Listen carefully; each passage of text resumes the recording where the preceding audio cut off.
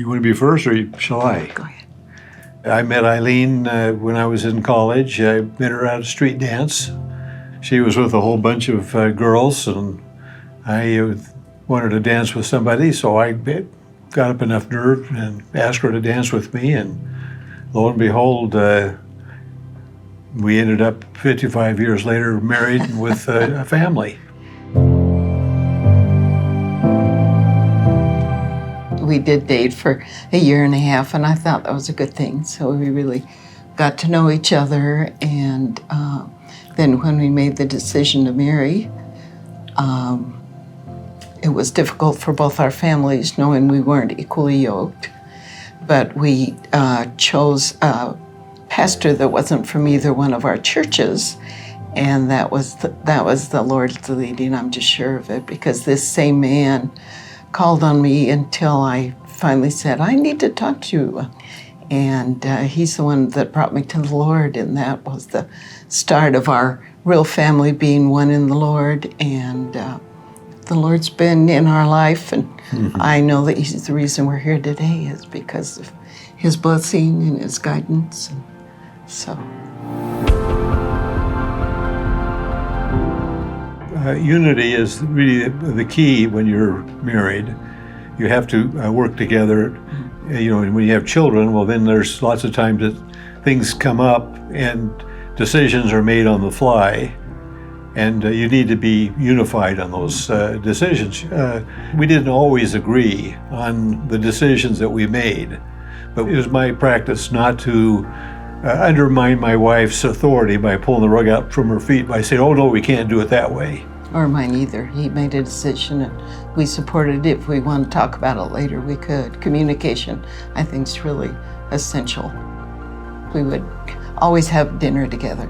That was our family time. It was really important to sit down with the kids and share a meal and ask them how their day goes. And you know, we did a lot of laughing and communicating. Family dinner time was a good time. Sometimes there were tears from school, but David was always wise. He always knew what to say, and well, I appreciated his leadership. Thank you. I'm not sure. Yes, you did. I wasn't quite as. I'm a little more reactionary than he is. He is slow and steady, and that was good for me. So one of the things that I've always tried to do when the kids are present is to, put my arms around Eileen, give her a hug or give her a kiss, and let them know that I love their mother. And I think that's important for kids to know. Yeah, I appreciate that, because I did not grow up with an affectionate family, and so he's taught me that, and I love that about him.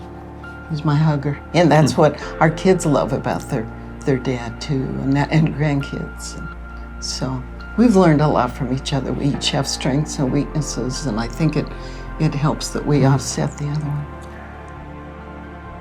The Ephesians 5 talks about women submitting, but it also says earlier in that chapter that husbands and wives are to submit to each other and love each other. Respect is important to a man. Man needs respect. He's encouraged by respect. But it has to be a two-way street. It has to be a two-way thing. You got to be able to respect your wife. You need to be able to love your wife. Now it talks about further towards the end of the chapter that Paul writes and says that the husband is to be like Christ. He is a picture of Christ, and how Christ gave his life and his all for the church. And that's what we husbands are supposed to do. We're supposed to love our wives, and we're supposed to care for them. And we need to be working together to not only be a blessing to each other, but that we're honoring and building up Christ. Well, we were just reading today a devotion that talked about a strand of 3 cords not so easily broken. And if the Lord is the foundation of your marriage, then you will be strong.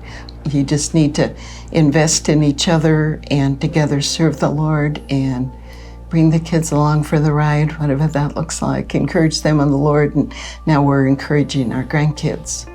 Marriage is not an individual sport. Marriage is a team sport, and you got to work together.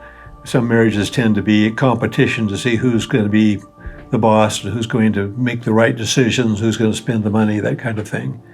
And that's not the Lord's way. The Lord's way is that, in my opinion, is that you work together as a team, that you consult each other as to how you're going to spend the money, how you're going to raise the kids, where you're going to put, what kind of schools you're going to put them in, what kind of education is important to you, and what it should be important to them.